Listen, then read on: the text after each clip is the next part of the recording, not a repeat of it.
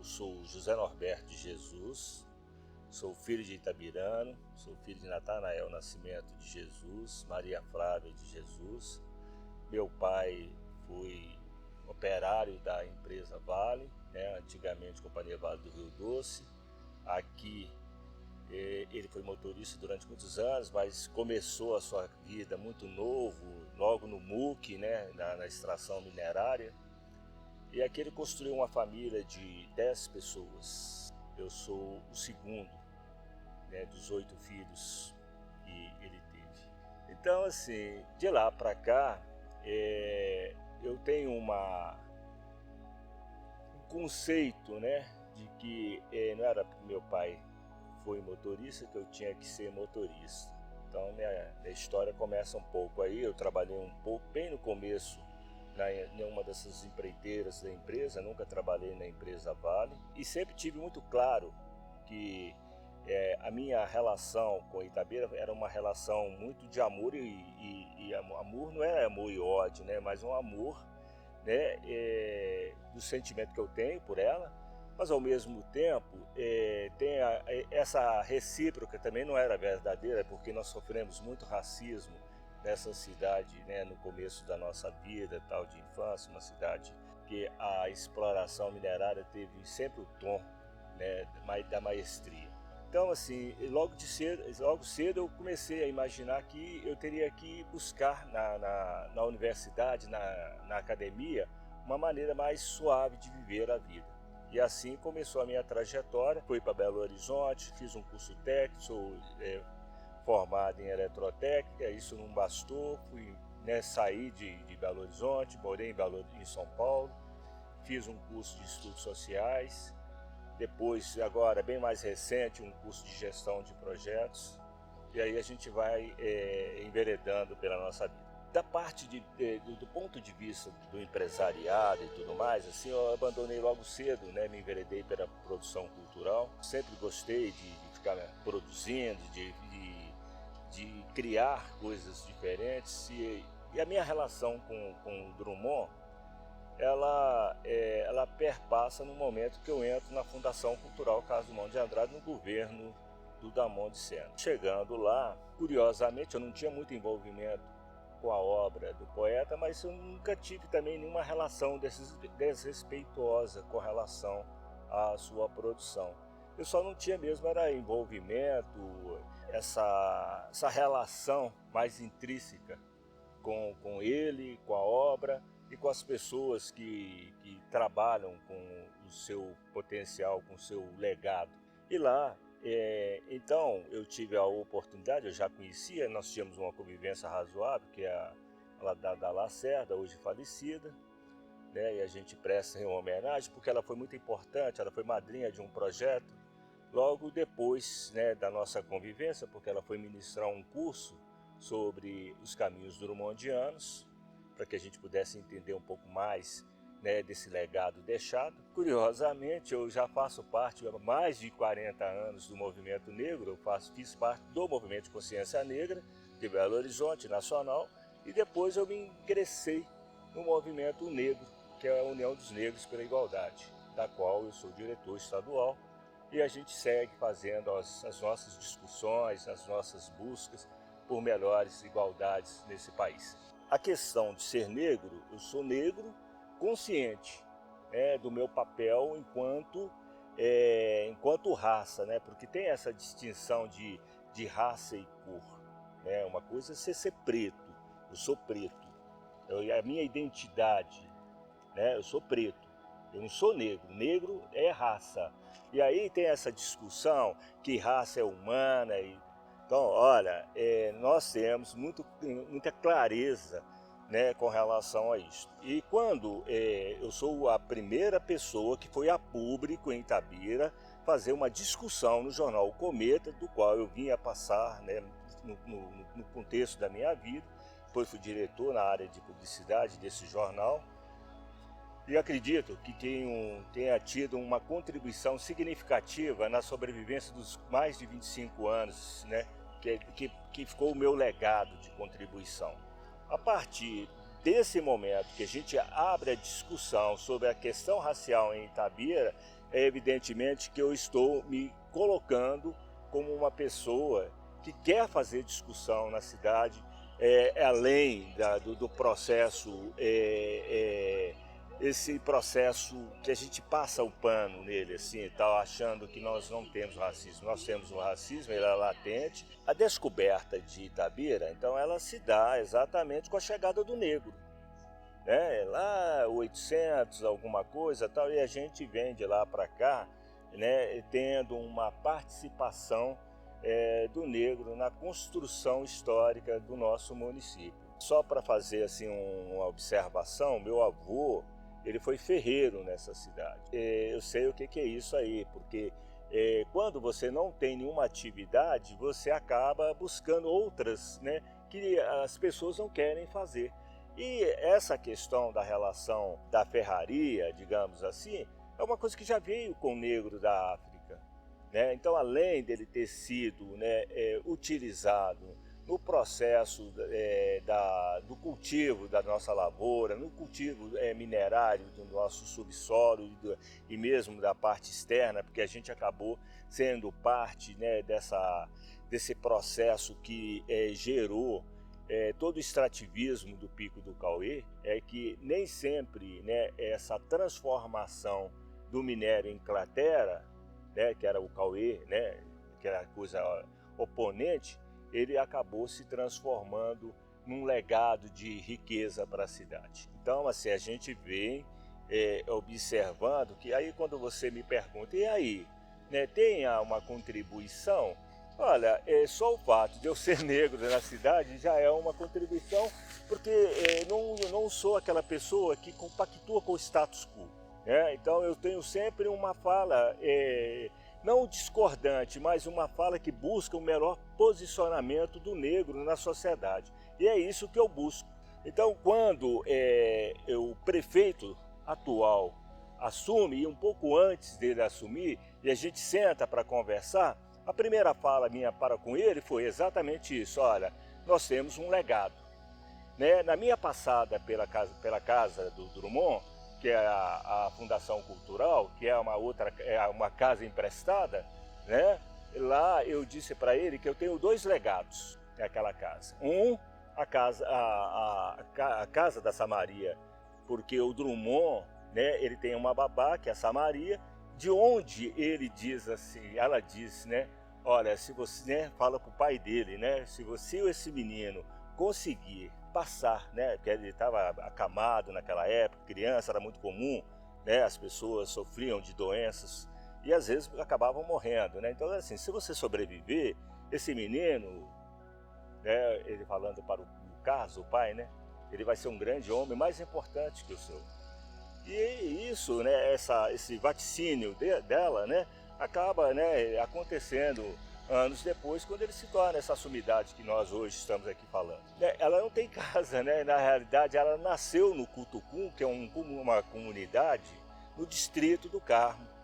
E por ali eu passei, né, eu fui diretor do Centro de Tradição do Carmo, e aí a gente teve a oportunidade, né, porque aí esse legado que eu digo para você é porque a gente acabou transformando as obras, os fragmentos de alguns poemas que o Drummond tinha, ele escreveu, né, nós pegamos alguns fragmentos e transformamos isso numa exposição que chama Samaria Fragmentos. Essa exposição, né, o Pedro, neto do Drummond, né, a classificou numa fala né, dizendo que isso era inédito na obra do Drummond. Olha, eu posso dizer para você que o sobrenome da Samaria é Fernandes. E Fernandes, né, quando o negro não tinha sobrenome, ele adotava o sobrenome do colono, do dono da terra, né?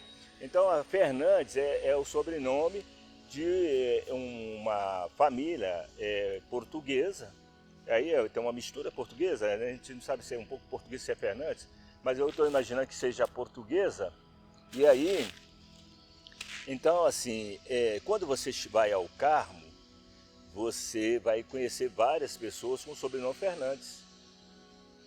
Então, assim, quando a gente fala da comunidade do Cutucum, a gente só tem essa referência dela. Então olha só, até 2015, a Samaria era uma babá. Simplesmente uma babá. Mas quando a gente descobre essa Maria, o que faço com essa Maria? Eu transformo essa Maria num símbolo, um símbolo de luta da mulher negra. Luta da mulher negra que representa a nossa luta. E aí, sim, aí ela passa a ter uma posição social.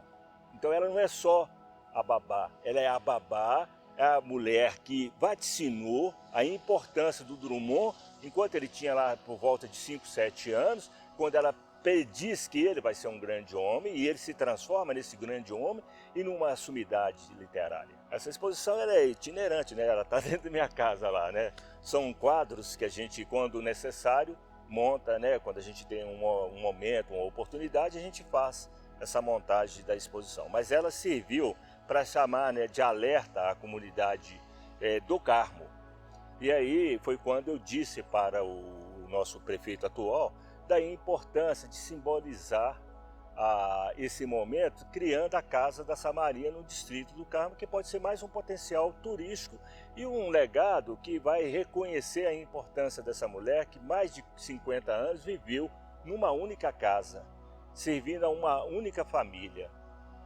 Então essa cumplicidade dela com a família e com ele, porque ela foi importante no ideário dele, quando ela contribui contando as histórias e cuidando um pouco desse imaginário dele. Então ela tem esse papel e ele cita a Samaria durante quase toda a sua vida, né, na sua importância.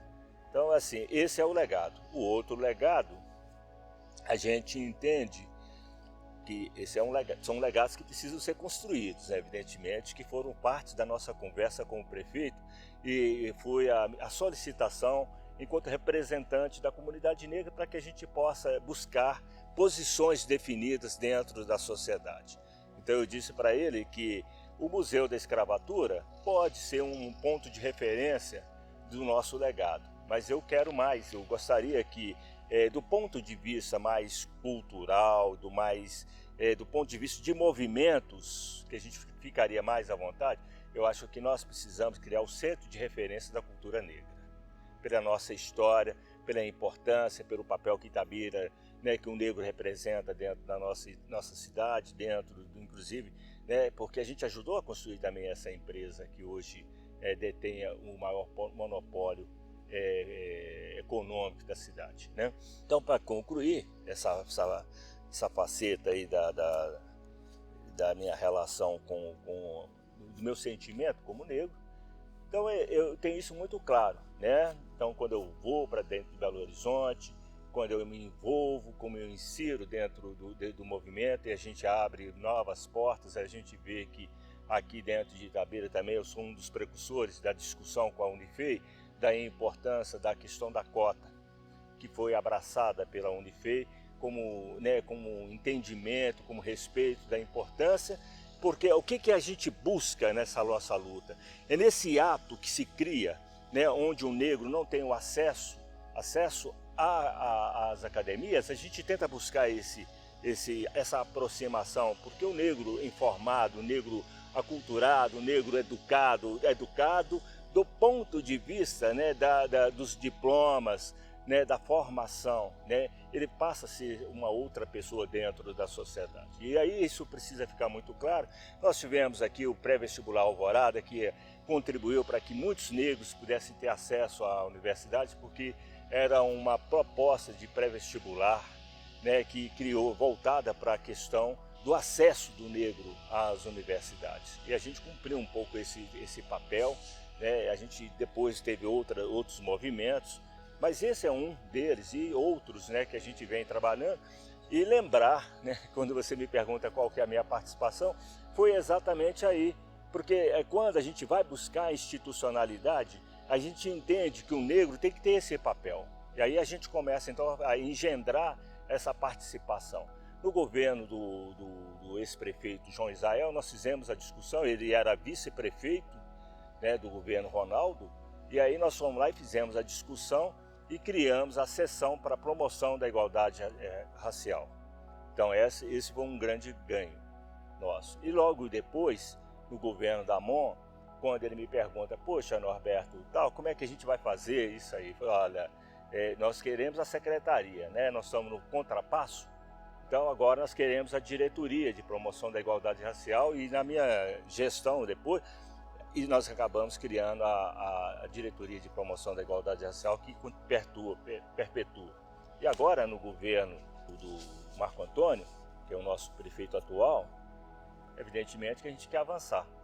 Então a gente criar esses pilares, a Casa da Samaria, criar provavelmente o Museu da Escravatura, que é também um desejo do prefeito, criar também essa casa aí nesse espaço, né, do Centro de Referência da Cultura, são pilares que podem dar sustentação, talvez para uma coordenação, um passo a mais acima da diretoria, para que a gente possa ter políticas públicas realmente mais efetivas, que elas não fiquem concentradas apenas na questão do poder público, que a sociedade ela passe a ter uma voz maior dentro desse segmento.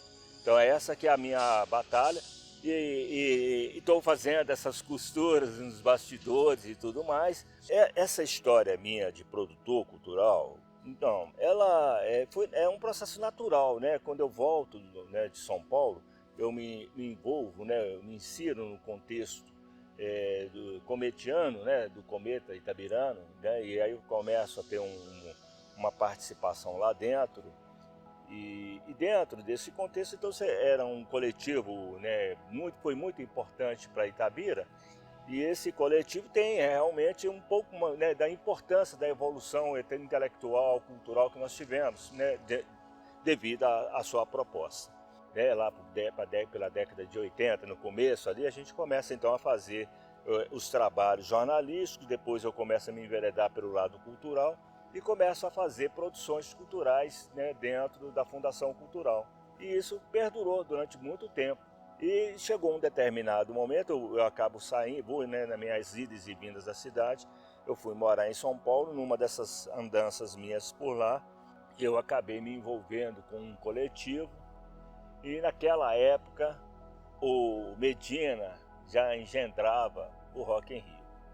E aí nós começamos a conversar tal, e eu voltei para Itabira com essa frase, poxa, né, se tem esse Rock in Rio está acontecendo aqui, né, por que não pode acontecer em Minas? Então, assim, aí tem uma história, né, até chegar, né, como é que chegou no Uai, né, porque o Uai é uma expressão idiomática mineira.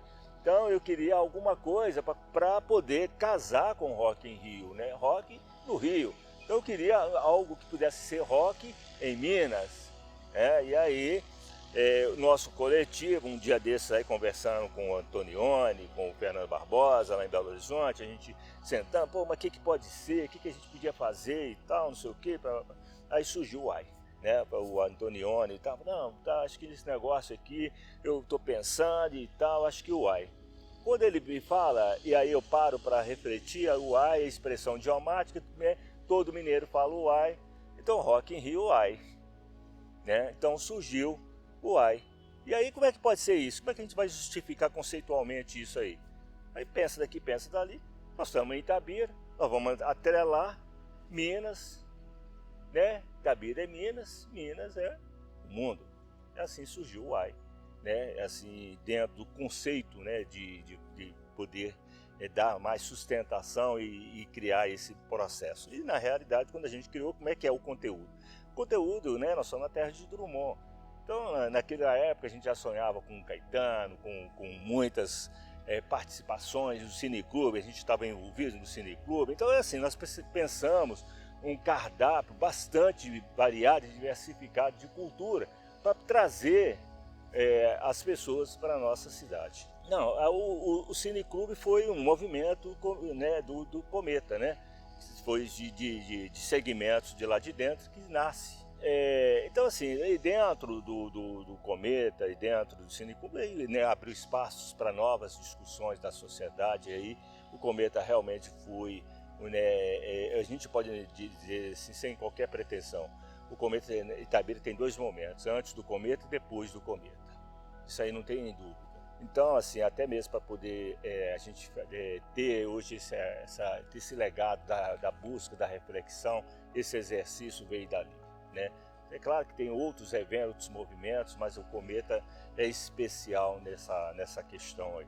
eu começo então a produzir, surge o AI, e aí nós tentamos fazer um coletivo, as pessoas assustaram, não consegui no primeiro momento. Logo depois o Medina fez o Rock in Rio em janeiro, e depois que ele fez o Rock in Rio nós conseguimos uma parceria, não aquela parceria empresarial, mas de ousados, né, como eu, né, que acabaram somando, e a gente fez. E aí é uma outra história, né, porque aí vem o lance da gestão do projeto, da incompreensão da cidade, de entender que a cidade era ordeira, comportada, e aí você traz a Blitz e não vai acontecer nada. Então assim, eu tive um dos 3 momentos da minha vida do AI, né, esses entraves da falta da compreensão, do respeito ao produtor. Né? Em Itabira, veio as pessoas e disseram que a gente não ia, que Itabira não ia ser invadida. A Blitz fez uma avalanche aí, acabou, matou, né, gerou um prejuízo muito grande, porque a gente não tinha conceitos ainda de riscos. E nesse risco, né, aí veio a avalanche, porque as pessoas vieram, invadiram, e aí não teve bilheteria. Então, assim, tem essas histórias aí e tal. Mas foram 24 eventos, artistas, nos 4 dias do evento, todos apresentaram, deu tudo certinho. Essa parte organográfica deu tudo certinho. Aí depois disso, né, foi muito pesado, né? E aí eu tentando, né, resolver o problema financeiro, vou fazer outro, né? Tal, vamos tentar para ver se a gente consegue minimizar os impactos, tal. Aí não teve voz aqui, o pessoal ficou assustado. Aí eu fui me meter, né, a cara, né? Fui lá em Ipatinga, e chegando lá em Ipatinga, eu tive uma participação, né, empresarial, né? E lá a gente teve o suporte. Mas tivemos de novo a intemperância, né, do nosso empresariado, que quando eu botei o pé assim, né, eu estava no estádio de Patingão, o evento foi no estádio de Patingão. Eu gosto de contar isso para entender a dimensão da cabeça do produtor, né? Quando eu vou na meia-lua do estádio de Patingão, eu falo assim: olha, tá vendo isso aqui, meu parceiro? Nós vamos colocar 25 mil a 30 mil pessoas. Ah, que nada, você tá muito doido, você tá, se tiver 8 mil pessoas, tá tudo bem. Show do Gilberto Gil na abertura. Pronto. Pronto, tomamos 25 mil pessoas, 86. Olha só, né, desestrutura todo mundo, né, toda a coordenação, né. Vocês estão trazendo para Itabira um projeto que a gente tinha 30 anos atrás. Quando eu passo pela Fundação Cultural, eu falei que você é o legado da Samaria. O outro legado chama-se Drummond de Art. Esse Drummond de Art é a nossa pretensão de criar a feira literária. E isso, né, a palavra Drummond de Art está no meu nome. É um projeto que nós vamos acabar realizando isso aí. E aí, mais uma vez, se nós tivemos o Rock in Rio que abre a perspectiva, agora nós temos vocês que estão chegando, abrindo esse caminho literário. Nas minhas passadas institucional, eu tive um envolvimento do turismo, na literatura, no movimento negro, tive vários setores desses momentos. Foram pouco tempo, mas bastante frutífero para o meu crescimento. E quando eu olho para Itabira, né, quando a gente vê esse monte de crateras, é muito simples, né? Porque agora vai estar tudo sendo reparado, daqui a pouco vem, né, os arvoredos, e aí parece-me que não vai acontecer nada, não aconteceu nada, e o nosso sentimento não cicatriza. E quando eu estou a todo momento discutindo com os órgãos públicos, com os segmentos empresariais do nosso município, essa responsabilidade, né, da grande empresária, né, empresa minerária que nós temos aqui, dessa responsabilidade, agora mesmo, essa semana eu acabei escrevendo um texto sobre isso aí, né, dessa busca dessa responsabilidade. Olha, qual que é Itabira? Se nós não aproveitarmos todo o nosso legado, e eu acabei escrevendo até sobre isso aí essa semana, dizendo que a mineração ela tem 2 safras, só 2 safras, né? Essa que aqui se explora, e essa outra que acha que vai ter e que continua, né, induzindo as pessoas para um futuro que não existe. Então, para mim, a mineração não dá 2 safras. O que dá 2 safras é Drummond. Dá 2, 3, 4, é infindável. Drummond é infindável para Itabira. E quando a gente... Qual que é o futuro? O nosso futuro é se nós soubermos trabalhar todo o nosso potencial literário. E é isso aí que precisa ser discutido e trabalhado. Então, quando a gente pensa em Itabira, a gente tem que pensar em Itabira e fazer uma discussão com a empresa Vale. Mas não é essa conversa superficial. Nós temos que sentar, e aí quando ela fala assim, olha, hoje está acontecendo um projeto de capacitação. Eu entendo, assim, não adianta, né? Itabira hoje precisa, como um Mobral, precisa se pegar as pessoas que gostam de cultura, colocar na escola e colocar os professores lá para que a gente seja treinado. Não adianta achar que a gente vai para a rede e vai lá, sabe, vem aquele curso de meia hora, 1 hora e tudo mais, e aí resolveu. Não resolveu. Nós precisamos fazer aquela coisa didática, acadêmica e tal, e mostrar como é que é. Pegar os projetos. Quem tem os projetos? Quem são? Isso, para mim, é fundamental. Nós temos que buscar essa mudança de filosofia na Fundação Cultural, de que lá é produtora de eventos. Lá não pode ser produtora de eventos, porque nós não queremos receber eventos da Fundação Cultural. Nós queremos que a periferia, nós queremos que a cidade seja produtora do conteúdo da nossa cultura, porque aí ela se envolve, ela se compromete, ela se sente, pertence nesse processo. E aí sim nós vamos ter a cultura que a gente precisa ter e o nosso legado maior, e o crescimento, e a Itabira que a gente quer é essa Itabira, porque não é a Itabira da Fundação Cultural, é a Itabira que a nossa população gera, cria, produz, para que todos que estejam vindo conhecer a nossa cidade perceba esse ar latente de cultura.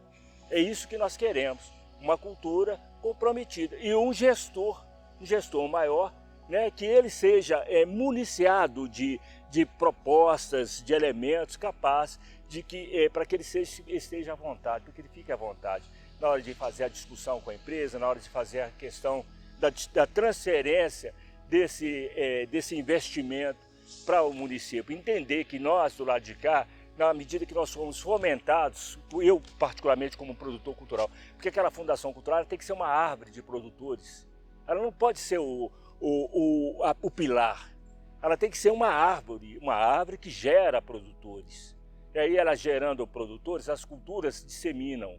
Elas vão para todos os cantos e ali é só um espaço onde as pessoas passam, buscam o fomento, buscam aquela coisa do adubo, digamos assim, o adubo cultural, para que a gente possa, né, florir.